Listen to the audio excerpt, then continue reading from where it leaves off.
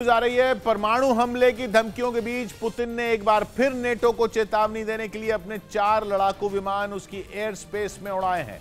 बताया गया कि रूस के ये वॉरप्लेन पोलैंड और स्वीडन की हवाई सीमा में घुस गए, जिसके बाद नेटो के दूसरे सदस्य इटली को आनन फानन में अपने फाइटर जेट उनके पीछे छोड़ने पड़े।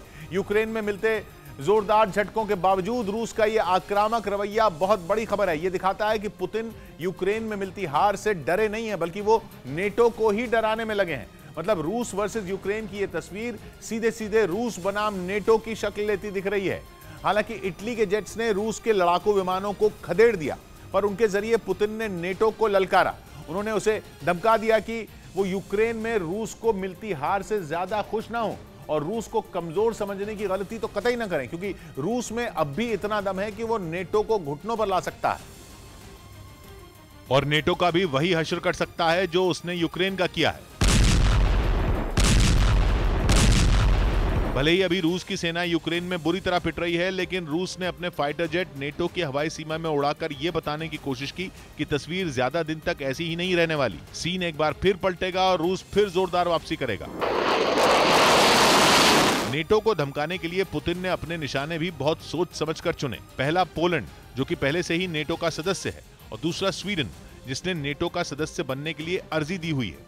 इसलिए पुतिन ने अपने 4 फाइटर जेट पोलैंड और स्वीडन रवाना कर दिए, जिसके बाद नेटो में खलबली मच गई और उसके सदस्य इटली की वायुसेना के विमानों को रूस के फाइटर जेट को भगाने के लिए तुरंत टेक ऑफ करना पड़ा। बताया गया कि रूस के 4 लड़ाकू विमानों ने कलिनिनग्राद से उड़ान भरी।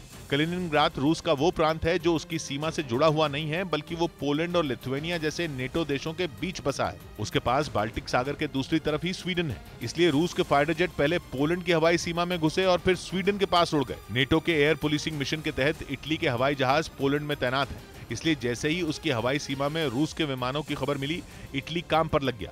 उसने भी अपने यूरोफाइटर टाइफून जेट रूस के विमानों के पीछे लगा दिए और रूस के विमानों को उसी कलिनिनग्राद में वापस जाना पड़ा जहां से वो चले थे, यानी कुछ देर के लिए ही सही, लेकिन नेटो की मान में घुसपैठ करके पुतिन ने बिल्कुल साफ साफ जता दिया कि घायल शेर ज्यादा खतरनाक होता है। इसलिए नेटो रूस की सेना को मिलते झटकों पर जश्न मनाना बंद करे और अपने कदम पीछे खींच ले।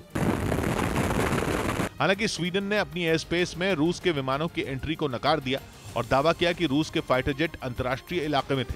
यह भी साफ नहीं है कि रूस के ये कौन से विमान थे जिन्होंने नेटो की सीमा में घुसपैठ की, लेकिन इस साल की शुरुआत में रूस के मीडिया में खबर छपी थी कि रूस ने अपनी खतरनाक किंजल हाइपरसोनिक मिसाइल से लैस मिग-31E वॉरप्लेन कलिनिनग्राद भेजे हैं। अब हो सकता है कि नेटो के गढ़ में घुसे विमान पुतिन की किंजल हाइपरसोनिक मिसाइल लिए मिग-31E वॉरप्लेन ही हों।